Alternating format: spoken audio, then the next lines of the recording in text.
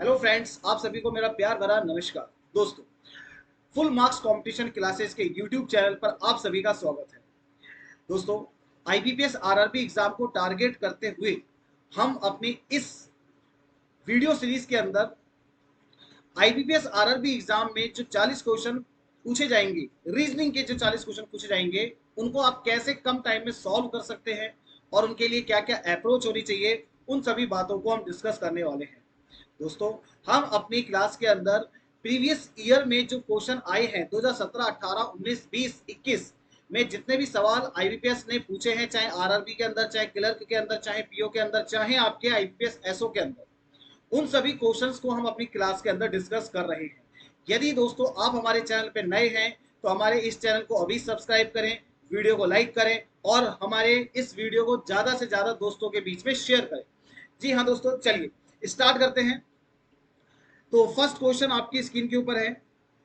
अब ये आपके पास एक ब्लड रिलेशन का क्वेश्चन है। लास्ट वीडियो मैंने यहीं पर अपना खत्म किया था, ठीक है। यदि किसी ने इसके पहले वाला पार्ट 1 नहीं देखा है तो पहले आप पार्ट 1 देखिए, उसके बाद आप पार्ट 2 को सॉल्व कीजिएगा। अब यहाँ पे इस क्वेश्चन के अंदर देखिएगा, ये ब्लड रिलेशन का क्वेश्चन है। ये क्वेश्चन मैं आप लोगों को कल दे करके गया था कि ये क्वेश्चन आप लोगों को सॉल्व करना है, ठीक है।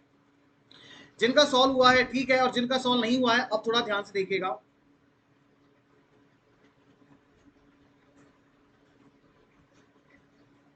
देखिए हमारे पास क्या क्या इंफॉर्मेशन है। क्यू जी का मैटरनल ग्रैंडफादर है। देखो, मैटरनल ग्रैंडफादर का मतलब नाना जी, और नाना जी कौन होते हैं, यानी जी के मदर के फादर कौन होंगे, क्यू होंगे। तो जी के मदर, तो पहले तो हम जी की एक मदर बनाते हैं। तो जी की मदर के लिए ये लीजिए, ये जी की मदर हैं और इनके फादर कौन हो जाएंगे, इनके फादर हो जाएंगे क्यू। अब आप देख सकते हैं कि क्यू है ना जी के मैटरनल ग्रैंडफादर है, ठीक है। आगे बढ़िए, आगे आपसे कहता है जो एल और सी की संतान है। अब यहाँ पे जो ऐसा कनेक्टिव दो सेंटेंस को कनेक्ट करने के लिए यहाँ पर जो इंग्लिश के अंदर हु का इस्तेमाल किया जा रहा है। दोस्तों हमेशा ध्यान रखिएगा कि ये जो वर्ड होता है ना जो, और इंग्लिश में इसको बोलते हैं हु, एज अ कनेक्टिव यदि इसका इस्तेमाल किया गया है तो ये ऑलवेज बिलोंग करेगा नियर बाई पर्सन के। किसको बिलोंग करेगा, ऑलवेज बिलोंग करेगा नियर बाई पर्सन। तो बताइए जरा, यहाँ पे इस वर्ड जो यानी हु के सबसे करीब कौन है, तो आप देखोगे कि इसके सबसे करीब जी है। तो इसका मतलब यहाँ पे जी के लिए कहा गया है, इस यहाँ पे देखो जरा, जी के लिए बोला गया है कि जी है ना, जो एल और सी की संतान है, इसका मतलब जी आपकी किसकी संतान होगी, एल और सी की संतान होगी। क्योंकि यहाँ पे एज अ कनेक्टिव दो सेंटेंस को कनेक्ट करने के लिए जो यानी हु का इस्तेमाल किया गया है, और ये वर्ड हमेशा नियर बाई पर्सन के लिए ही यूज किया जाता है। तो जो के सबसे ज्यादा करीब जो बंदा है या बंदी है वो कौन है, जी है। यानी जी के लिए बोला गया है कि जी है ना एल और सी की संतान है। तो ये लीजिए, ये जो जी है ये एल और सी की संतान है, तो मे भी पॉसिबल कि एल यहाँ पे हो या फिर सी भी यहाँ हो सकता है। और यदि मान लो एल यहाँ पे है तो दूसरी बात यहाँ पे फिर सी आ जाएगा, ठीक है, और ये इसके फादर बन जाएंगे क्योंकि मदर तो ये है। और फिर यदि मान लो यदि सी यहाँ पे है तो एल यहाँ पर आएगा। तो हमें कहीं ना कहीं अभी थोड़ा सा कंफ्यूजन है, इसलिए मैंने एल सी एक साथ लिख दिया है। बाद में जो चेंज होगा उसको अकॉर्डिंगली हम चेंज कर लेंगे। आगे बढ़ते हैं। नेक्स्ट बोलता है जे बी का ब्रदर इन लॉ है। अब जे बी का ब्रदर इन लॉ है। दोस्तों ब्रदर इन लॉ के तीन मतलब होते हैं, देवर, भाभी, सॉरी, ब्रदर इन लॉ के तीन मतलब होंगे, एक तो होगा देवर, एक होगा साला और एक होगा जीजा, ठीक है। तो ब्रदर इन लॉ के तीन मतलब हो गए, देवर, साला, जीजा। अब यहाँ पे हम क्या मतलब निकालें, तो बेटर यह है कि इसका डायग्राम ना बना के इस लाइन को अभी हम होल्ड कर देते हैं। इस वाली लाइन को क्या करते हैं, होल्ड कर देते हैं, इसको हम बाद में देखेंगे। आगे चलते हैं। ए क्यू की पुत्री है, ए क्यू की बेटी है, तो इसको यहां बना लेते हैं, साइड में लिख लेते हैं अभी। ए क्यू की बेटी, देखो क्यू यहां पर है तो इसकी बेटी कौन है, इसकी बेटी ए है। तो ये लीजिए, ए को हम यहां लिख लेते हैं, ए क्यू की क्या है, बेटी है। जो जे की नीस है, सॉरी यहाँ पे जो नहीं और वर्ड का इस्तेमाल हो रहा है, और इंग्लिश में देखिए एंड। एज अ कनेक्टिव यदि और यानी कि एंड का इस्तेमाल किया जाता है तो ये ऑलवेज बिलोंग करता है फर्स्ट पर्सन को। तो बताइए जरा, यहाँ पे जो फर्स्ट पर्सन है, यहाँ पे जो पहला व्यक्ति है वो ए है। यहाँ भी आप देख सकते हैं कि पहला व्यक्ति कौन है, ए है। तो यहाँ बोला गया कि जो ए है ना वो जे की नीस है, ए जे की नीस है। अब इस लाइन को भी हम क्या करते हैं, अभी होल्ड पे डाल देते हैं। ए है ना जे की नीस है, इस लाइन को अभी हम होल्ड पे डाल देते हैं, इसको हम बाद में देखेंगे। आगे देखो, बी सी की मदर इन लॉ है, जो बी है ना वो सी की मदर इन लॉ है। अब सुनना जरा, बी यदि सी की मदर इन लॉ है तो एक काम करते हैं, देखो सी यहां भी हो सकता है, सी यहां भी हो सकता है, तो एक काम करते हैं हम यहां पे फिलहाल के लिए अज्यूम कर लेते हैं कि ये आपका एल है और ये आपकी सी है। अब सी की मदर इन लॉ कौन है, सी की मदर इन लॉ बी है। तो फिर एक काम करते हैं, इस क्यू की शादी किससे करवा देते हैं, इस क्यू की शादी करा देते हैं बी के साथ। अब आप देख सकते हैं कि जो बी है ना वो क्या है, सी की मदर इन लॉ है। आगे बढ़ो, क्यू की केवल दो बेटियां हैं, क्यू की केवल दो बेटियां हैं, आप देख सकते हैं क्यू की एक बेटी तो ए है और एक बेटी एल है। चलो आगे, और कोई बेटा नहीं है क्यू का, और कोई बेटा नहीं है। अब दोस्तों ये लाइन जो हमने ड्रॉप की थी, इस लाइन को वापस देखो, जे बी का ब्रदर इन लॉ है। अब जे यदि बी का ब्रदर इन लॉ है तो देखिए जरा, यहां हमें बी का एक हस्बैंड नजर आता है और बी का हस्बैंड कौन है, क्यू। अब यदि मैं इस जे को इसका क्यू का भाई बना दूं, इस जे को यदि मैं इस क्यू का भाई बना देता हूं, तो अब आप मुझे बताओ क्या जे बी का ब्रदर इन लॉ बन जाएगा क्या? यस दोस्तों, जे बी का ब्रदर इन लॉ बन जाएगा। और यहां पे मतलब क्या निकलेगा कि बी के हस्बैंड का भाई कौन है, जे है। यानी जे इस बी का या तो जेठ हो सकता है या फिर देवर हो सकता है। चलिए दोस्तों आगे बढ़ना होगा अब हमें। अब यहां पे इसने ये भी तो बोला था कि देखो, जे ए क्यू की बेटी है और जे की नीस है। अब आप देख सकते हैं जो ए है ना वाकई में जे की नीस आ रही है। नीस का मतलब क्या होता है, नीस का मतलब या तो भांजी होगा या भतीजी होगा। तो यहाँ पे अब भतीजी का रिलेशन बन रहा है, ए है ना जे की भतीजी है। आगे बढ़िएगा दोस्तों, नेक्स्ट क्या बोला गया है, जे और क्यू सहोदर हैं। आप देख सकते हैं कि जे और क्यू सिबलिंग्स यानी कि सहोदर हैं, ये दोनों आपस में क्या है, ब्रदर हैं। तो अल्टीमेटली हमारा जो डायग्राम बनेगा वो ये बनेगा। ओके, आई होप आपने भी यही बनाया होगा। चलिए अब हम सवालों की तरफ मूव करते हैं दोस्तों। पहला क्वेश्चन है, how G is related to B, G का बी से क्या संबंध है। तो चलो एक बार डायग्राम को देखना होगा। तो आप देखिए, जी का बी से रिलेशन पूछा जा रहा है, तो जी के ऊपर कोई भी साइन यहाँ पे प्रेजेंट नहीं है। ठीक है, जी के ऊपर कोई साइन प्रेजेंट नहीं है। और जी के बारे में देखिए और कोई बात कर रहा है क्या, नहीं कर रहा। तो जी के ऊपर कोई भी साइन प्रेजेंट नहीं होने की वजह से इस क्वेश्चन का आंसर होगा कैन नॉट बी डिटरमाइन, यानी कि निर्धारित नहीं किया जा सकता। चलिए दोस्तों अगले सवाल की तरफ बढ़ना होगा। Next question, what is the relationship between J and L, J और एल के बीच का संबंध बताइए। चलिए जे और एल के बीच का संबंध देखते हैं। तो आप देख सकते हैं कि जे यहाँ पे है, एल यहाँ पे है। तो जे तो चाचा जी या फिर ताऊ जी हैं और एल उसकी क्या है, भतीजी है। ठीक है, तो आइए जरा देखो यहाँ पे क्या निकलता है। जे एल के पिता हैं, भाई पिता तो नहीं है। एल जे का भाई है, भाई भी नहीं है। एल जे के भाई की बेटी है, एल जे के भाई की बेटी है, ये रिलेशन बिल्कुल बनता है। एल है ना जे के भाई की बेटी है, और यहाँ पे देख सकते हैं कि जे का भाई है क्यू और उसकी बेटी है एल। तो यस, ऑप्शन सी आपका करेक्ट आंसर होगा। नेक्स्ट क्वेश्चन की तरफ चलना होगा, ए जी से किस प्रकार रिलेटेड है, ए जी से किस प्रकार रिलेटेड है, यानी ए का रिलेशन जी के साथ पूछा जा रहा है। तो आइए जरा ए का रिलेशन जी के साथ देखते हैं। दोस्तों आप देख सकते हैं कि ए यहाँ पे है, ठीक है, जी की मदर है एल और मदर की सिस्टर है ए। तो क्या बोलेंगे कि ए है ना इस जी की आंट है, आंट यानी मौसी है, आंट यानी कि मौसी है। अब देखो यहाँ पे आंट का रिलेशन कौन सा है, आंट का रिलेशन ऑप्शन थर्ड है। तो अब हमें आगे चलना होगा नेक्स्ट क्वेश्चन की तरफ। अब यहाँ पे नेक्स्ट क्वेश्चन है, सी क्यू से किस प्रकार रिलेटेड है, सी का रिलेशन क्यू से पूछा जा रहा है। तो देखिए जरा, सी का रिलेशन क्यू से पूछा जा रहा है। तो देखो क्यू की बेटी है एल और बेटी का हस्बैंड कौन है, सी। बेटी का हस्बैंड कौन होता है, दामाद होता है। तो यहाँ पे दामाद यानी कि सन इन लॉ आंसर होगा। तो यहाँ देखिए जरा, दामाद यानी सन इन लॉ, ऑप्शन थर्ड आपका करेक्ट आंसर होगा। चलिए दोस्तों अब हम चलते हैं हमारे अगले सवाल की तरफ। नेक्स्ट क्वेश्चन, बी जे की क्या लगती है, यानी बी जे की क्या लगेगी, ये हमसे पूछा जा रहा है। बी का रिलेशन जे के साथ, तो बी का रिलेशन जे के साथ देखिएगा दोस्तों, बी जे की क्या लगेगी। तो यहाँ पे जे का भाई है क्यू और भाई की पत्नी है बी। तो भाई की पत्नी क्या कहलाती है, भाभी कहलाती है, यानी सिस्टर इन लॉ कहलाएगी। तो सिस्टर इन लॉ का मतलब देखिए जरा यहाँ पे क्या है, ये देखिए सिस्टर इन लॉ का मतलब ऑप्शन सेकंड आपका करेक्ट आंसर माना जाएगा। अब हमें चलना होगा आगे दोस्तों। नेक्स्ट क्वेश्चन आपकी स्क्रीन के ऊपर है। अब ये क्वेश्चन आप सॉल्व करेंगे। एक काम करता हूं, मैं क्वेश्चन को थोड़ा सा मैं छोटा कर देता हूं ताकि हिंदी मीडियम के बच्चों को भी सवाल क्लियर तरीके से नजर आए। ठीक है, अब आप देख सकते हैं कि आपको क्वेश्चन पूरा अच्छे तरीके से विजिबल होगा।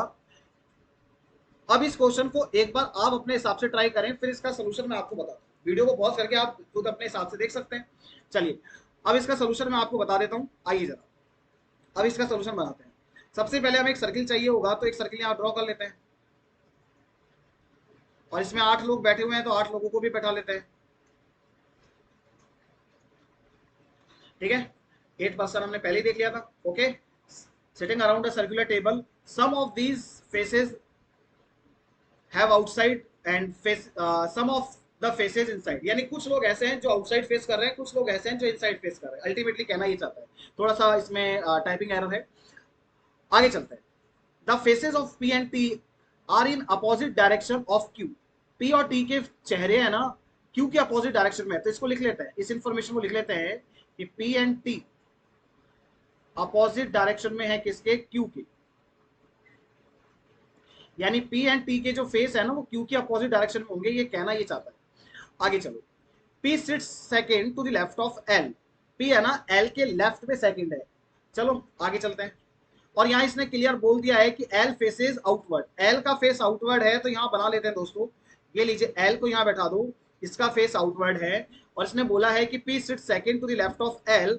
अब सुनना जरा, यदि एल का फेस आउटवर्ड है तो यहाँ पे इनवर्ड का उल्टा करना है, हमें ध्यान रखिएगा। तो अब जो पी है ना वो यहाँ बैठेगा, इस बात का विशेष तौर पे ध्यान रखना, क्योंकि अब यहाँ एंटी क्लॉकवाइज चलेंगे, क्योंकि एल का जो फेस है वो आउटसाइड है। P sit second to the left of L, ये हो चुका है। Two person sits between N and P, N और पी के बीच में 2 पर्सन है, तो 2 का गैप लगा के एन यहाँ भी आ सकता है, और यहाँ भी 2 का गैप लगा के एन यहाँ भी आ सकता है। तो एन के लिए हमारे पास 2 पॉसिबिलिटी बनती है। ठीक है, तो लिख लेते हैं, अभी फिलहाल के लिए तो लिख लेते हैं, एन और पी के बीच में कितने पर्सन बैठे हैं, एन और पी के बीच में 2 पर्सन बैठे हुए हैं। आगे चलो, there are 3 person between N and Q, N और क्यू के बीच में 3 पर्सन है।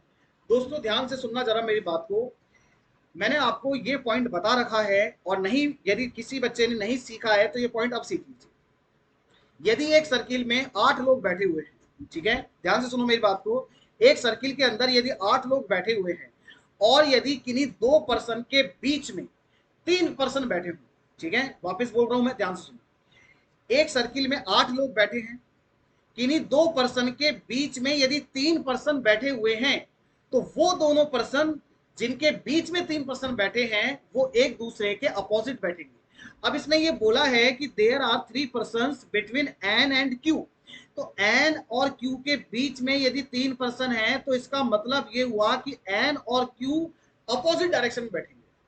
ठीक है, वापस बोल रहा हूं, ध्यान से सुन लो, एक सर्किल में 8 लोग बैठे हैं, और यदि किन्हीं 2 पर्सन के बीच में 3 पर्सन बैठे हैं, तो वो दोनों पर्सन एक दूसरे की अपोजिट डायरेक्शन में बैठेंगे। यानी यदि सपोज करो एन यहां बैठा है तो इसके अपोजिट यहां क्यू बैठेगा, इसका मतलब ये हुआ। ठीक है, चलो दोस्तों एक काम करते हैं, हमारे पास एन के लिए 2 पॉसिबिलिटी बनती हैं, तो हम एक काम करते हैं कि यहाँ पे एन की जो 2 पॉसिबिलिटी बनती हैं उनको बना ही लेते हैं। एक सर्किल और ड्रॉ कर लिया मैंने साइड में, और यहाँ पे एल को इस जगह बैठा देते हैं, एल का फेस आउटसाइड है तो पी आपका यहाँ पर आएगा। एन को यहाँ बैठा देते हैं इस सर्किल में, और इस सर्किल में एन को यहाँ बैठा देते हैं। और आपको अभी अभी मैंने बताया कि एन के जस्ट अपोजिट कौन बैठेगा, एन के जस्ट अपोजिट क्यू बैठेगा। तो इन लोगों को मैंने बहुत आसानी से बैठा दिया है। ठीक है, और जो इन्फॉर्मेशन मैंने यूज कर ली है उनको मैं सिंपली हटा देता हूँ। आगे बढ़ो, नेक्स्ट लाइन की तरफ चलिए। 2 people sit between O and T, O and T के बीच में 2 पर्सन है, तो ओ एंड टी के बीच में 2 पर्सन है, तो इस तरीके से बैठा दीजिए, ये लीजिए ओ एंड टी के बीच में 2 पर्सन है। अभी क्योंकि ओ एंड टी का इस्तेमाल सर्किल के अंदर नहीं हुआ है, इसलिए इसको साइड में लिख के छोड़ दीजिए।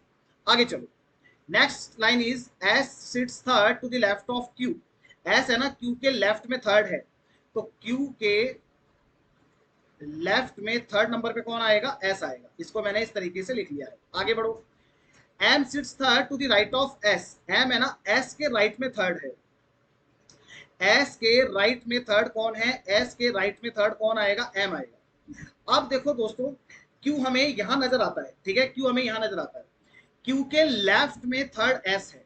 यदि क्यू का फेस इनसाइड कर दें तो लेफ्ट में 1 2 3, एस यहां नहीं आ सकता बिकॉज यहाँ पे एल बैठा है। इसका मतलब ये हुआ कि इस वाले सर्किल में तो मुझे क्यू का फेस आउटसाइड करना पड़ेगा 1 2 3, तो एस हमारा यहीं पर आ सकता है और कहीं भी नहीं आ सकता। और इस वाले सर्किल में देखो, यदि Q का फेस इनसाइड करते हैं तो 1 2 3 एस यहां भी आ सकता है, और यदि Q का फेस आउटसाइड करते हैं तो 1 2 3 एस आपका यहां भी आ सकता है। तो इस वाले सर्किल के अंदर दो पॉसिबिलिटी और बन रही हैं।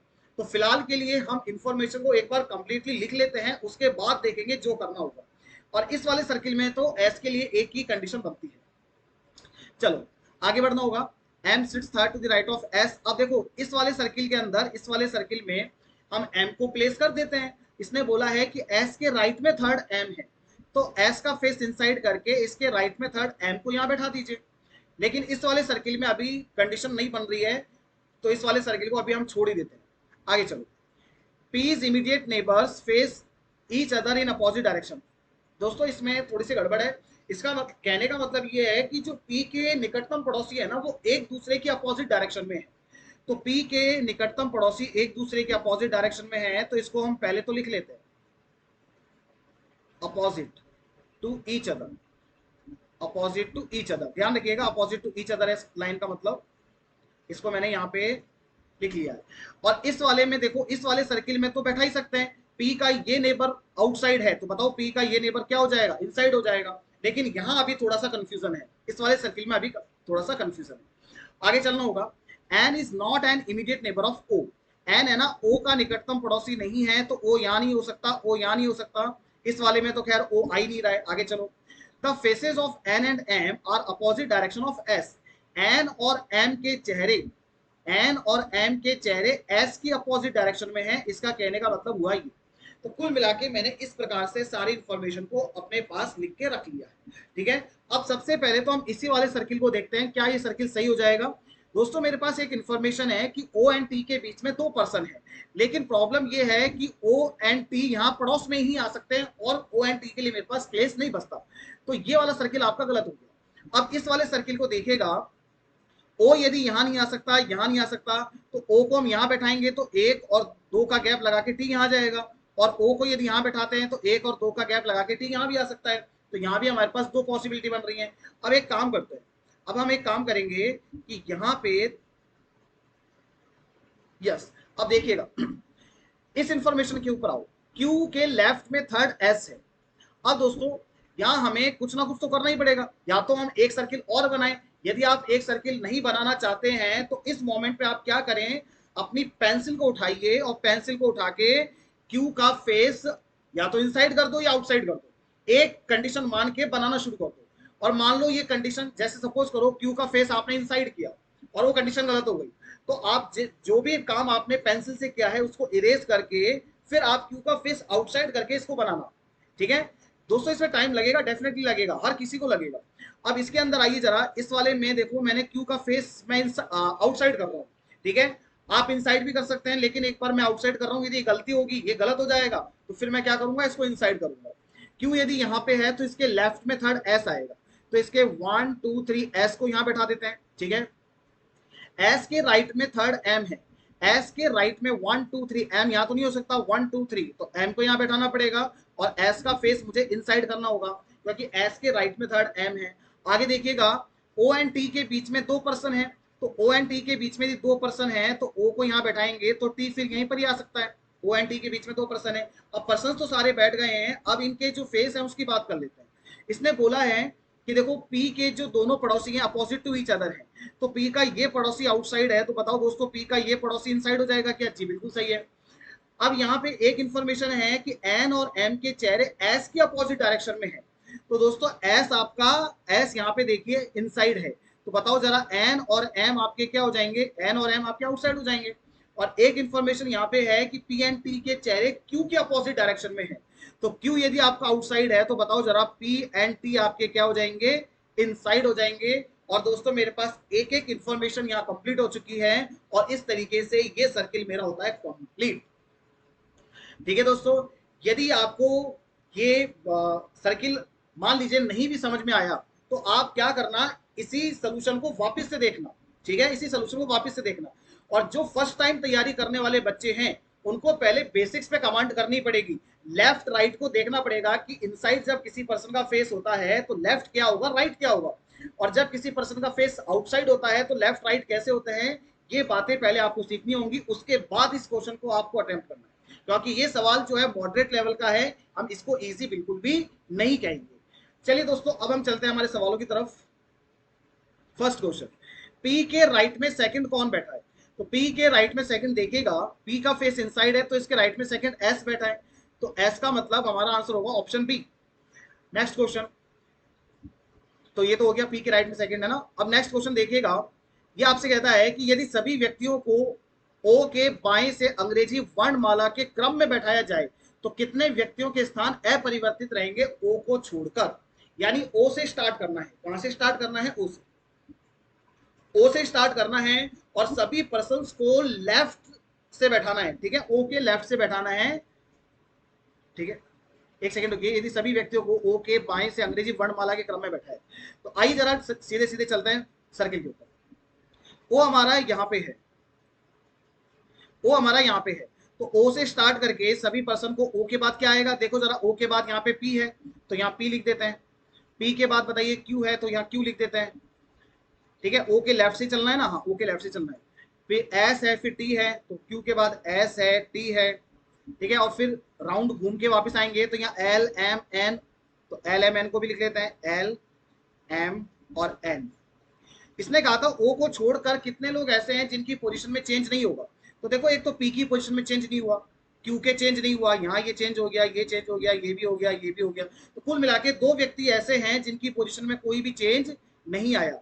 तो यहाँ पे दो व्यक्ति ऐसे हैं जिनकी पोजीशन में चेंज नहीं आया, तो इसका मतलब ऑप्शन नंबर डी हमारा करेक्ट आंसर होगा।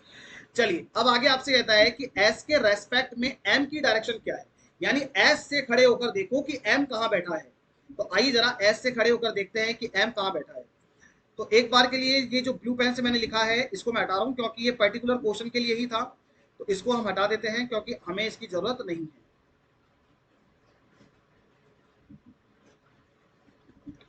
क्वेश्चन ने पूछा था कि एस के रेस्पेक्ट में एम की पोजीशन, तो एस यहाँ पे है और एम यहाँ पे है। आप देख सकते हैं दोस्तों कि एस का फेस इनसाइड है, तो बताइए जरा, इसके राइट में थर्ड नंबर पे एम आएगा, तो राइट में थर्ड ऑप्शन है क्या? एक बार चेक कर लेते हैं। राइट में थर्ड का ऑप्शन है, यस दोस्तों, थर्ड राइट ऑप्शन दिया है, तो ऑप्शन डी आपका करेक्ट आंसर होगा, ठीक है। हालांकि एक ऑप्शन और बन रहा था, लेकिन ऐसा भी तो हमें नहीं दिया ना, यानी एक ऑप्शन ऐसा होना चाहिए था जिसमें दो चीजें सही दिखा रखी हो, लेकिन ऐसा ऑप्शन ही नहीं है, इसलिए हम डायरेक्टली डी को पिक कर सकते हैं। अगला सवाल देखो, कितने व्यक्तियों के चेहरे केंद्र की ओर हैं?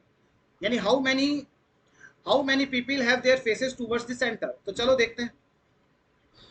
एक देख सकते हैं एस का फेस इनसाइड है, ठीक है, ओ का फेस इनसाइड है, पी का इनसाइड है या आउटसाइड, आउटसाइड, टी का फेस इनसाइड है, तो एक दो तीन चार, चार लोग ऐसे हैं जिनके फेस इनसाइड है, तो चार का मतलब ऑप्शन हमारा सी इसका करेक्ट आंसर माना जाएगा। क्वेश्चन नंबर, अच्छा ये इसका सोल्यूशन मैंने आपको दिखा दिया है, ठीक है, ये सोल्यूशन हमने बना ही लिया था। एल हमारा यहाँ पे था, पी इधर इसके इनसाइड हो जाएगा, ठीक है, एन इधर है, एस इधर है, क्यू आउटसाइड, यस करेक्ट है। चलिए दोस्तों, अब चलते हैं नेक्स्ट सवाल पे।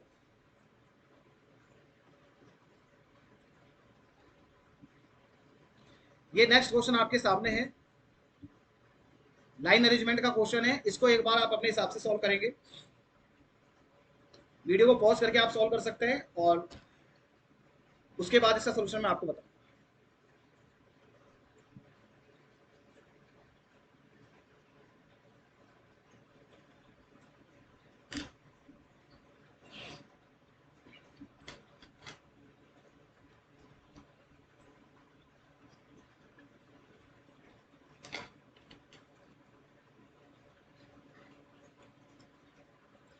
चलिए दोस्तों, इसका देखते हैं अब सोल्यूशन क्या होने वाला है, ठीक है। तो एक काम करना होगा, हमें स्पेस चाहिए, तो इसको हम थोड़ा सा छोटा कर देते हैं।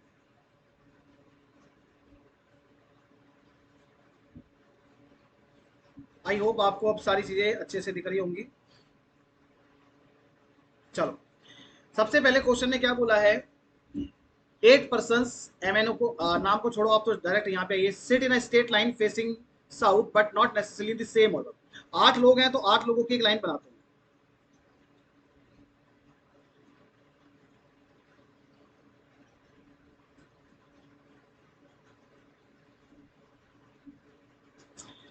चलिए, आगे क्या कह रहा है, more than 3 person sits between M and O, M और ओ के बीच में 3 से ज्यादा लोग बैठते हैं, तो एम और ओ के बीच में 3 से ज्यादा लोग बैठते हैं, इस इंफॉर्मेशन को मैंने नोट डाउन कर दिया है। S sits fourth to the right of P, P के राइट में फोर्थ नंबर पे एस बैठेगा, पी के राइट में फोर्थ नंबर पे कौन बैठेगा, एस बैठेगा।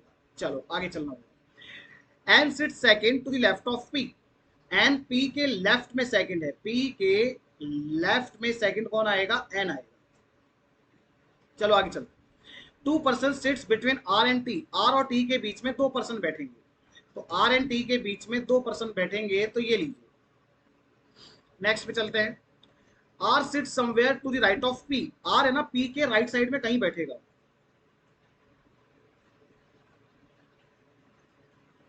आर पी के राइट साइड में कहीं बैठेगा। Neither R not T sit end of the line, यानी आर और टी आपके लाइन के कॉर्नर पे नहीं होंगे, आर एंड टी यहां नहीं होंगे, आर एंड टी यहां नहीं होंगे।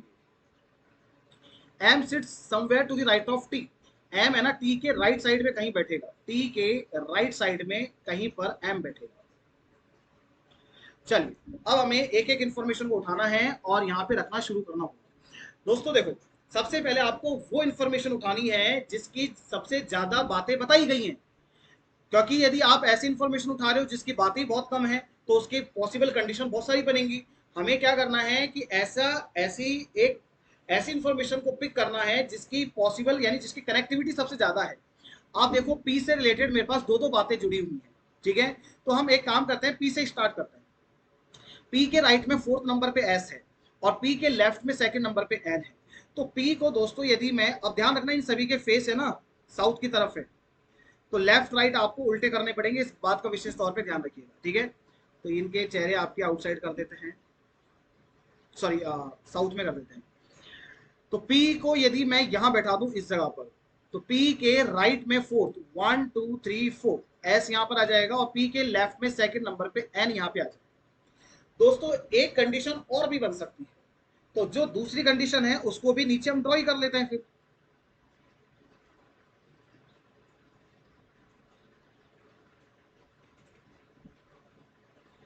अब यदि P को हम यहां बैठा दें इस जगह पर, तो P के लेफ्ट में सेकंड नंबर पे N यहां होगा और P के राइट में फोर्थ नंबर पे 1 2 3 4 S यहां पे होगा। तो कुल मिला के ये इंफॉर्मेशन और ये इंफॉर्मेशन दोनों मैंने यूज कर ली है। अब P के राइट साइड में कहीं R बैठेगा, तो P के राइट साइड में R बैठेगा, तो इसका मतलब ये हुआ कि R ना तो यहाँ पे आने वाला है और ना ही यहाँ आने वाला है लाइन नंबर 2 में। और लाइन नंबर 1 के अंदर बात करें तो लाइन नंबर 1 में R आपका यहाँ नहीं आ सकता इस जगह, क्योंकि राइट साइड में, और ये तो P का लेफ्ट है। अब इसने बोला है हमसे कि आर और टी के बीच में 2 पर्सन है, आर और टी के बीच में यदि 2 पर्सन है, अब हम इसको बैठाने की कोशिश जरूर कर सकते हैं। दोस्तों लाइन नंबर 1 को देखेगा, यदि मान लो आर को देखो यहां तो हम बैठा ही नहीं सकते हैं कॉर्नर पे, आर को इस जगह पर बैठाएं तो 1 और 2, टी यहां नहीं आ सकता बिकॉज पी बैठा है, तो अल्टीमेटली आर को यहां बैठाते हैं तो 1 एंड 2 टी हमारा यहां पर आ जाएगा, ठीक है।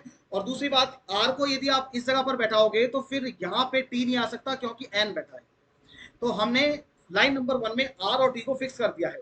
लाइन नंबर 2 में भी देखें तो लाइन नंबर 2 के अंदर यदि आर को यहां बैठाएंगे तो 1 और 2 टी आपका यहीं पर ही बैठ सकता है और कहीं नहीं बैठ सकता, ठीक है। चलिए अब ये भी मैंने यूज कर ली है, पी के राइट साइड में आर बैठेगा, ये तो हो ही गया है, ठीक है। अब एक इंफॉर्मेशन ये है कि टी के राइट में एम बैठेगा एंड एम और ओ के बीच में 3 से ज्यादा व्यक्ति होने चाहिए, तो टी के राइट साइड में एम को बैठाना है। तो देखो टी का राइट इधर होगा, तो एम हमारा देखिए यदि यहां बैठता है तो 1 2 3 और 4। अब यहां पे देखना दोस्तों, यहां लाइन नंबर 1 हमारी गलत हो गई क्योंकि एम और ओ के बीच में हमें 3 से ज्यादा लोग चाहिए, 3 नहीं चाहिए, 3 से ज्यादा चाहिए, 4 चलेगा, 5 चलेगा, 6 चलेगा। लेकिन यहां देखो यदि आप एम को इस जगह पर बैठाते हो ना कॉर्नर पे, तो 1 2 3, तो ओ आपका यहीं बैठ सकता है और ये हो गया गलत, क्योंकि एम और ओ के बीच में एग्जैक्टली 3 पर्सन आ रहे हैं जबकि हमें 3 से ज्यादा चाहिए, दैट इज वाई ये वाला अरेंजमेंट आपका गलत है। अब हमें लाइन नंबर 2 को देखना होगा। लाइन नंबर 2 में यदि हम एम को यहां बैठाएं इस जगह पर, तो 1 2 3 4, तो यहां पर ओ बैठ जाएगा। अब आप देख सकते हैं कि एम और ओ के बीच में वाकई में 3 से ज्यादा पर्सन है, तो ये वाला लाइन नंबर 2 आपका एकदम परफेक्ट है, ठीक है। और एक हमारे पास जो पर्सन बचा हुआ है वो यहां बैठेगा और उसका नाम क्या है वो हम बाद में देखेंगे, क्वेश्चन से हम उसको देख लेंगे। तो आपसे कह रहा है कि आर और एन के बीच में कितने व्यक्ति बैठे हैं।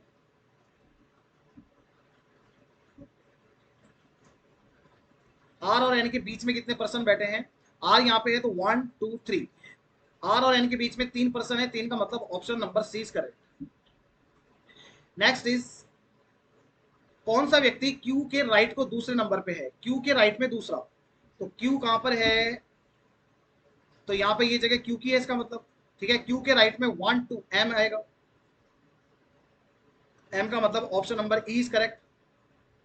नेक्स्ट पे चलिएगा, पंक्ति के अंतिम किनारों पर कौन सा संयोजन है, यानी पंक्ति के जो कॉर्नर्स हैं, तो देखो आप इस वाले कॉर्नर पे तो एस बैठा है और इस वाले कॉर्नर पे ओ बैठा है, तो ओ एस या एस ओ यहाँ कहाँ दिया गया है, ऑप्शन नंबर सी में दिया है, तो ऑप्शन सी इज करेक्ट।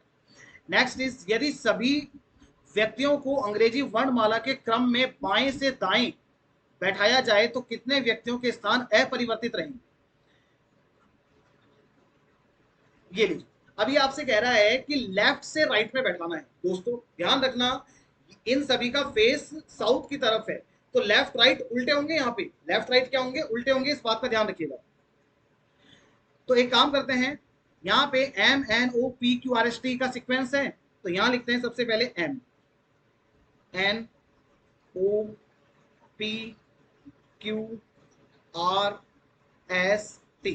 तो कितने पर्सन ऐसे जिनकी पोजीशन में चेंज नहीं हुआ, एक तो आर चेंज नहीं हुआ, एक आपका क्यू भी चेंज नहीं हुआ और एक आपका पी भी चेंज नहीं हुआ, और बाकी सारे आपके चेंज हो चुके हैं, तो 3 पर्सन ऐसे हैं जिनकी पोजीशन में कोई भी बदलाव नहीं आएगा। तो 3 का मतलब, अब यहाँ पे देखिए बाएं से दाएं बैठाया जाए तो कितने व्यक्तियों के स्थान अपरिवर्तित रहेंगे, if all the people are place from left to right, ठीक है, left to right in the alphabetical order, then how many places will remain unchange. अब यहाँ पे एक सेकंड रुकिए, हम वापस से चेक कर लेते हैं, कुछ ना कुछ मिस्टेक हो रही है। एम से स्टार्ट करना है, alphabetical order M N O P Q R S T, तो एम, अच्छा एक एन भी तो है, हाँ एक ये मिस्टेक कर रहे थे दोस्तों, एक हम एन को मिस कर रहे थे, है ना, तो एक एन भी होगा, यानी 4 आपका करेक्ट आंसर होगा, 4 का मतलब ऑप्शन ए इज करेक्ट। चलिए आगे बढ़ना होगा। नेक्स्ट क्वेश्चन इज पी के रेस्पेक्ट में एम की पोजीशन, तो पी के रेस्पेक्ट में एम की पोजीशन आएगी जरा, देखिए यहां पर पी है आपका इस जगह पर, तो पी के रेस्पेक्ट में एम की पोजीशन 1 2 3, तो यानी पी के राइट में थर्ड नंबर पे एम आएगा, तो पी के राइट में थर्ड, तो थर्ड टू राइट यानी ऑप्शन सी इज करेक्ट। चलो अगले सवाल की तरफ चलते हैं। अब आप देख सकते हैं कि आपका अरेंजमेंट बनेगा और हमने यही अरेंजमेंट बनाया है, O N T P Q R M S, ठीक है, yes, O N T P Q R S M.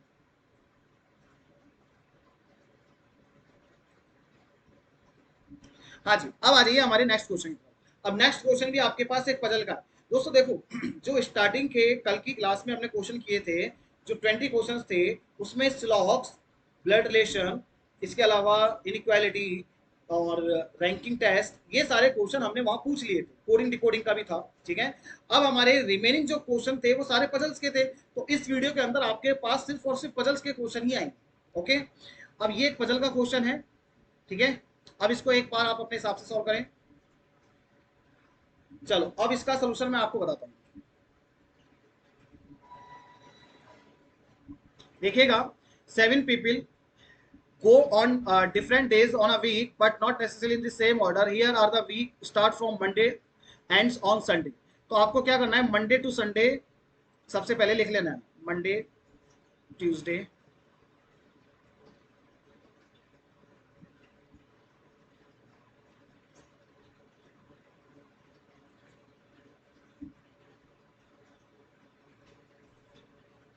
तो हमने वीक नेम्स लिख लिए हैं। अब इंफॉर्मेशन को उठाते हैं, W does not go around before Y, W है ना Y से पहले नहीं गया, इसका मतलब W Y के बाद जाएगा, लिख लेते हैं, Y के बाद में जाएगा W। आगे चलो, R goes for a walk on Friday, R तो फ्राइडे को जाएगा ही जाएगा, तो फिक्स कर दिया, ठीक है। More than 2 people go for walk R and V, R और वी के बीच में 2 से ज्यादा लोग जाते हैं। देखो दोस्तों, आर और वी के बीच में 2 से ज्यादा चाहिए, 2 नहीं चाहिए, 2 से ज्यादा, 3 चलेगा, 4 चलेगा, बट 2 नहीं चलेगा, तो 1 2 3, तो यहाँ पे हम v को बैठा देते हैं। अब आप देख सकते हैं कि r और v के बीच में दो से ज्यादा लोग ही हैं। Two people go between T and V, T और वी के बीच में दो लोग जाते हैं, तो टी को यहाँ बैठा दो। अब आप देख सकते हैं टी और वी के बीच में दो पर्सन है। Q goes for a day before T, Q है ना टी से पहले जाता है। क्यू यदि टी से पहले जाता है तो क्यू यहाँ भी हो सकता है और क्यू आपका यहाँ भी हो सकता है, ठीक है। क्यू के लिए दो पॉसिबिलिटी है। The more people go between T and Y, the more people go between T and Q, कहने का मतलब टी और Y and Q and T के बीच में same person, number of person जाते हैं। तो इसका मतलब ये हुआ कि वाई और टी और क्यू, यदि यहाँ पे 2% जाएंगे तो यहाँ भी 2% जाएंगे, यदि यहाँ 3% जाएंगे तो यहाँ भी आपके 3% जाएंगे। कुल मिला के टी आपका सेंटर पॉइंट पे होना चाहिए वाई और क्यू के। अब दोस्तों देखो, यहाँ पे यदि हम क्यू को इस जगह से हटा के ट्यूसडे पर फिक्स कर दें, तो अब आप देख सकते हैं कि टी और क्यू के बीच में एक दिन का डिफरेंस है। तो इन द सेम वे हमें वाई और टी के बीच में भी एक दिन का डिफरेंस करना पड़ेगा। तो टी यहाँ है तो फिर आप वाई को यहाँ प्लेस कर दो। अब आप देख सकते हैं टी और वाई के बीच में एक दिन का डिफरेंस है। हमें पता है कि W के ऊपर Y होगा या फिर Y के नीचे W होगा। तो Y के नीचे W होगा तो W को यहाँ लिख देते हैं। ये भी हो गया, ये भी हो गया, और जो बचा हुआ है वो पर्सन आपका यहाँ आ जाएगा। इस तरीके से ये पजल होती है आपकी कंप्लीट। Very very easy. अब आइए जरा नेक्स्ट क्वेश्चन को देखते हैं। क्यू किस दिन घूमने जाता है? क्यू का डे पूछ रहा है, तो क्यू का डे है आपका ट्यूसडे। ट्यूसडे का मतलब option C is correct. Next question, which of the following combinations go around immediately before और इमीडिएटली आफ्टर टी? टी से पहले और टी के बाद, जस्ट पहले जस्ट बाद में भी ध्यान रखना। टी के जस्ट पहले और जस्ट बाद में कौन कौन है, ये चीज हमें देखनी है। तो टी के जस्ट पहले तो यहाँ पे आएगा, आई थिंक यू आना चाहिए, तो यू को लिख लेते हैं। और टी के बाद में आर आएगा, तो यू एंड आर, तो U and R, option B is correct. Next question, अब आपसे कहता है कि निम्न में 5 में से 4 दी गई व्यवस्था के अनुसार इस तरह समान इसलिए एक समूह बनाते हैं, इनमें से कौन सा ऐसा है जो इस समूह में नहीं आता?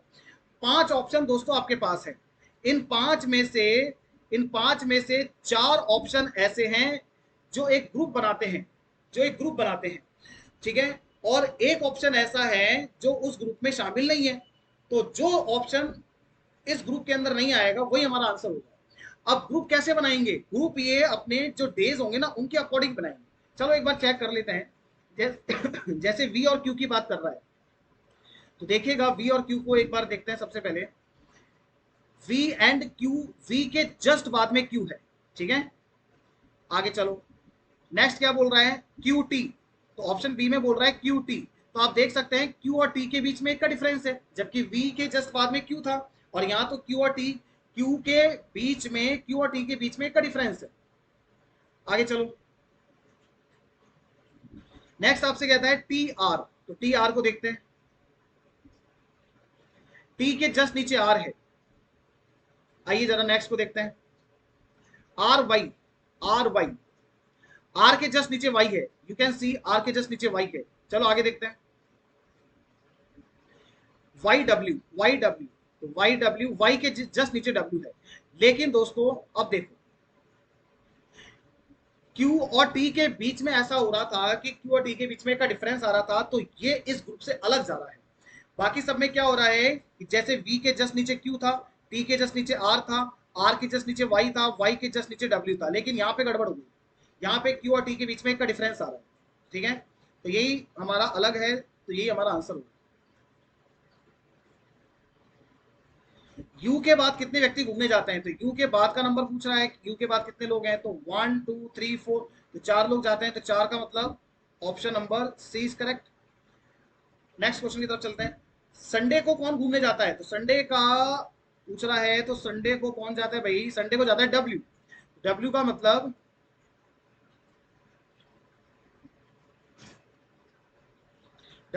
Option C is correct. अगले सवाल की तरफ चलते हैं। अब क्वेश्चन नंबर 37। अब यहाँ पे बहुत इजी क्वेश्चन आ गया है, ठीक है। के एम का बेटा है, तो यदि के एम का बेटा है तो यहाँ लिख लेते हैं एम का बेटा कौन है? के। नेक्स्ट, एम का विवाह एन के साथ हुआ। एम की शादी किसके साथ हुई है? एम की शादी एन के साथ हुई। एम जे का बेटा है, एम जे का पुत्र है। तो एम यदि जे का बेटा है तो ये लीजिए जे को यहाँ लिख देते हैं, और फिर एन एम की क्या हो जाएगी? वाइफ। एल जे का भाई है, जो एल है, L is the brother of J, L is the brother of J. जो आई का पति है, यानी जे के लिए कहता है कि जे आई का पति है, जे यदि आई का पति है इट मीन्स आई जे की क्या हो जाएगी, वाइफ हो जाएगी। फर्स्ट क्वेश्चन कहता है यदि क्यू का विवाह के साथ हुआ, यदि क्यू की शादी किसके साथ होती है, के साथ। क्यू की शादी किसके साथ होती है, के साथ होती है। तो क्यू की शादी हमने करा दी के साथ। तो क्यू एम से किस प्रकार रिलेटेड है, तो क्यू एम की क्या कहलाएगी, पुत्र वधु कहलाएगी, डॉटर इन लॉ कहलाएगी। ऑप्शन बी करें। अब दोस्तों जो चेंज ये क्यू वाला जो इसने बोला था ना रिलेशन, ये रिलेशन सिर्फ पर्टिकुलरली इस क्वेश्चन नंबर 37 के लिए था, ठीक है। तो इसलिए मैंने क्या किया, इस क्यू को अब हटा दिया। अब आगे वाले क्वेश्चन के लिए ओरिजिनल डायग्राम हमारे पास यही रहेगा। आगे देखते हैं नेक्स्ट क्वेश्चन। एल एम से कैसे संबंधित है, एल का रिलेशन एम के साथ। आप देख सकते हैं कि एम के फादर और एम के पिताजी के भाई हैं एल, तो पिताजी के भाई क्या कहलाएंगे, चाचा जी कहलाएंगे, ठीक है। तो मैटरनल अंकल तो हो ही नहीं सकता, फादर नहीं हो सकता, अंकल फूफा जी नहीं हो सकते, ठीक है। यहाँ पे अंकल के साथ फूफा जी लिखा हुआ है, तो यहाँ पे none of these answer correct होगा, ठीक है। एल का एम से पूछा था, एक बार देख लेते हैं, एल का एम से पूछा है ना, यस, एल एम के क्या कहलाएंगे, चाचा जी कहलाएंगे, है ना। के एम का बेटा है, बिल्कुल सही है, के एम का बेटा है। एम की शादी एम के साथ हुई, बिल्कुल सही है। एम जे का बेटा है, बिल्कुल करेक्ट है। एल जे का भाई है, यस, एल जे का भाई है। और जे जो आई का पति है, जे एन आई का पति। चलो दोस्तों अब चलते हैं नेक्स्ट क्वेश्चन की तरफ। नेक्स्ट क्वेश्चन है कि आई एन से कैसे रिलेटेड है, आई एन से कैसे रिलेटेड है। तो ये देखिए आई यहाँ पे है और एन यहाँ पे है, तो आई इस एन की क्या कहलाएंगी, मदर इन लॉ कहलाएंगी। क्या कहलाएंगी, मदर इन लॉ। तो मदर इन लॉ का मतलब ऑप्शन बी करेक्ट। और लास्ट क्वेश्चन, परिवार में कितने पुरुष हैं, तो पुरुषों की संख्या पूछ रहा है। तो देखो 1 2 3 4, फैमिली में 4 पुरुष हैं, तो 4 का मतलब ऑप्शन डी करेक्ट। तो दोस्तों इस तरीके से आपका ये जो प्रैक्टिस सेट है टोटल 40 क्वेश्चंस का कंप्लीट होता है, ठीक है। मैंने आपको कंप्लीट 40 क्वेश्चंस का प्रैक्टिस सेट सॉल्व करा दिया है। यदि मान लीजिए किसी क्वेश्चन में आपको कुछ डाउट है कि सर आपका ये जो आंसर आ रहा है ये गलत है, तो कमेंट बॉक्स में आप हमें बता सकते हैं और जो भी उसका सोल्यूशन होगा वो आपको जरूर दिया जाएगा, ठीक है। और यदि वीडियो आपको अच्छा लगा है, ठीक है, आपको वीडियो पसंद आया है, पढ़ाने का तरीका अच्छा लगा है, तो आप हमारे चैनल को सब्सक्राइब करें, वीडियो को लाइक करें और अपने दोस्तों के साथ जरूर शेयर करें। अब नेक्स्ट क्लास के अंदर दोस्तों हम नेक्स्ट सेट लेकर के आएंगे आईपीएस आरआरबी से रिलेटेड, और उसमें हम देखेंगे क्या क्या चीजों को हम कैसे कैसे कवर कर सकते हैं। तो आज के इतना ही, thank you so much, next class में मिलते हैं। जय हिंद, जय भारत।